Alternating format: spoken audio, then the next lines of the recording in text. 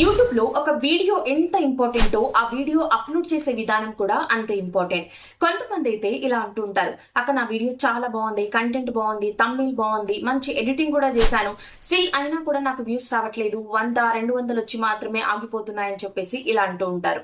So ఇక్కడ అందరూ చేసే ఒక కామన్ మిస్టేక్ ఏంటి అంటే వీడియోని డైరెక్ట్ గా పబ్లిక్ చేసేస్తూ ఉంటారు. ఇలా మీరు చేసే ఒక చిన్న మిస్టేక్ వల్ల మీ ఛానల్ గ్రోత్ అనేది ఆగిపోతూ ఉంటది. ఇక్కడ 2026లో యూట్యూబ్ అల్గోరిథం అనేది కంప్లీట్ గా చేంజ్ అయ్యింది. యూట్యూబ్ అల్గోరిథం కి మన వీడియో అర్థం అవ్వాలన్నా, రైట్ ఆడియన్స్ కి మన వీడియో చేరాలన్నా మనం వీడియో అప్లోడ్ చేసేటప్పుడు కొన్ని జాగ్రత్తలు అయితే తీసుకోవాల్సి ఉంటది. కొంతమందికి అయితే ఒక డౌట్ అయితే ఉంది, డైరెక్ట్ గా పబ్లిక్ చేస్తే ఎక్కువ వ్యూస్ వస్తాయా, ప్రైవేట్ లో పెట్టి వీడియో అప్లోడ్ చేస్తే ఎక్కువ వ్యూస్ వస్తాయా అని చెప్పేసి కమెంట్స్ లో, ఇన్స్టాగ్రామ్ లో అడుగుతూనే ఉంటారు. ఈ రోజు ఈ టాపిక్ పైన మనం డిస్కస్ చేయబోతున్నాము. ఈ టాపిక్ మీద మీకున్న డౌట్స్ అన్ని క్లారిఫై చేస్తాను. ఈ వీడియోకి లైక్ చేసి హైప్ చేయడం మాత్రం మర్చిపోవద్దు.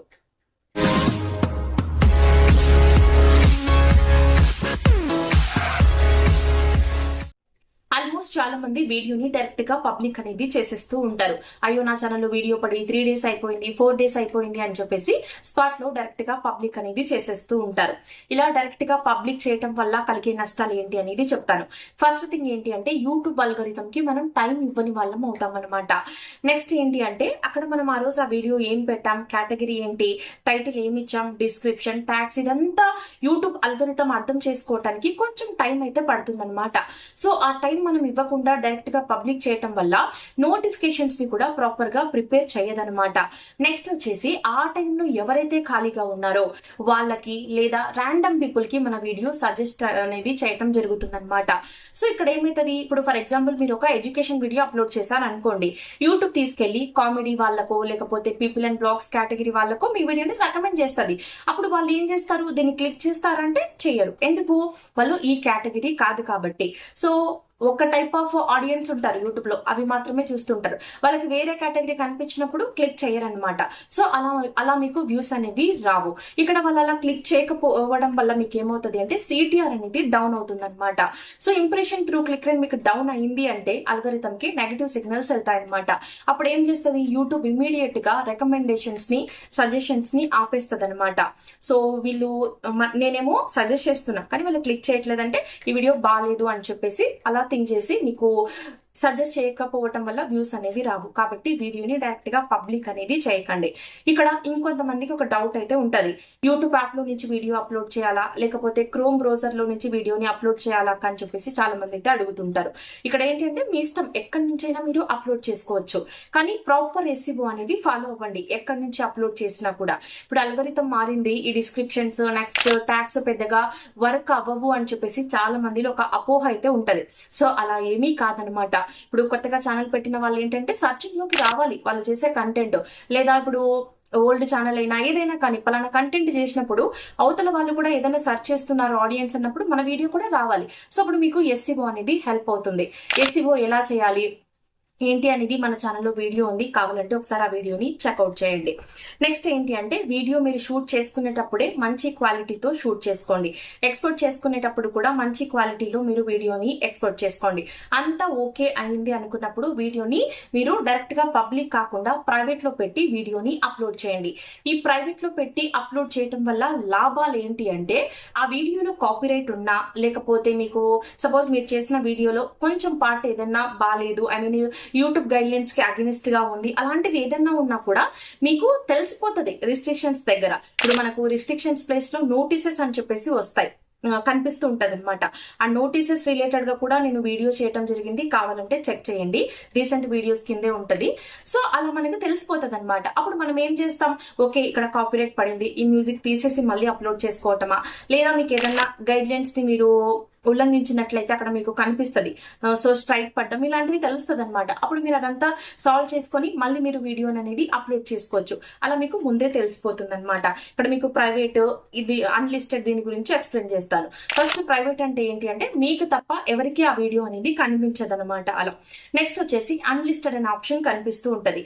ఈ అన్లిస్టెడ్ అంటే ఏంటి అంటే మీరు ఎవరికైతే వీడియో షేర్ చేయాలి, వీళ్ళు మాత్రమే నా వీడియో చూడాలి అనుకున్నట్లయితే మీరు అన్లిస్టెడ్ లో పెట్టి వాళ్ళకు వీడియో అనేది షేర్ చేయొచ్చు అనమాట. సో మీకు ఒక ఎగ్జాంపుల్ చెప్పాలంటే ప్రమోషన్స్ వాళ్ళు ఏవైనా ప్రమోషన్స్ చేసినప్పుడు వాళ్ళు మీ వీడియో షేర్ చేయండి, చూస్తాం బాగుందో లేదో, తర్వాత అప్లోడ్ చేయండి అంటుంటారు. అలాంటి టైంలో మీరు అన్లిస్టెడ్ లో మీరు వీడియోని అప్లోడ్ చేసి వాళ్ళకు మీరు లింక్ ఇచ్చారనుకోండి, వాళ్ళకు ఓపెన్ అవుతుంది అనమాట. అలా వాళ్ళ ఒపీనియన్ తీసుకున్న తర్వాత మీరు వీడియో అనేది అప్పుడు మీరు పబ్లిక్ అనేది చేసుకోవచ్చు. అలా మీరు అన్లిస్టెడ్ లో పెట్టుకొని వీడియో షేర్ చేయడం వల్ల వాళ్ళకు మాత్రమే వీడియో అనేది ఓపెన్ అవ్వడం జరుగుతుంది అనమాట. నెక్స్ట్ వచ్చేసి పబ్లిక్ అనే ఆప్షన్ కనిపిస్తుంది అనమాట. ఇలా అంతా మీకు వీడియో అంతా ఓకే అయింది అనుకున్నట్లయితే మీరు వీడియోకి మంచి థంబ్నెయిల్ ఇచ్చి, టైటిల్ ఇచ్చి, డిస్క్రిప్షన్ లో మ్యాటర్ ఇచ్చి, ట్యాగ్స్ ఇచ్చి, ఒకవేళ మీకు పెయిడ్ ప్రమోషన్స్ దగ్గర కూడా ఒక డౌట్ అడుగుతున్నారు, ఇక్కడ ఎస్ పెట్టాలా నో పెట్టాలా అని చెప్పేసి. మీ వీడియోలో ప్రమోషన్ ఉంది అంటే ఎస్ పెట్టండి, లేదు అంటే నో పెట్టండి.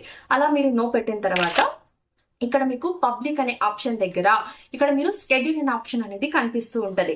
సో ఒక ప్రొఫెషనల్ యూట్యూబర్ అవ్వాలి అనుకున్నట్లయితే మీరు స్కెడ్యూల్ లో పెట్టి వీడియో అప్లోడ్ చేయడం అనేది నేర్చుకోండి. ఇక్కడ మీరు డైరెక్ట్ గా పబ్లిక్ పెట్టి తర్వాత ఎప్పుడో పబ్లిక్ చేసుకున్నా కూడా ఆ వీడియో ఏ టైంకి అప్లోడ్ అవుతుంది అనేది కూడా యూట్యూబ్ అల్గోరిథం కి అర్థం కాదు. సో అప్పుడు కూడా కొంచెం నోటిఫికేషన్స్ ప్రాపర్ గా ప్రిపేర్ చేయలేకపోవచ్చు.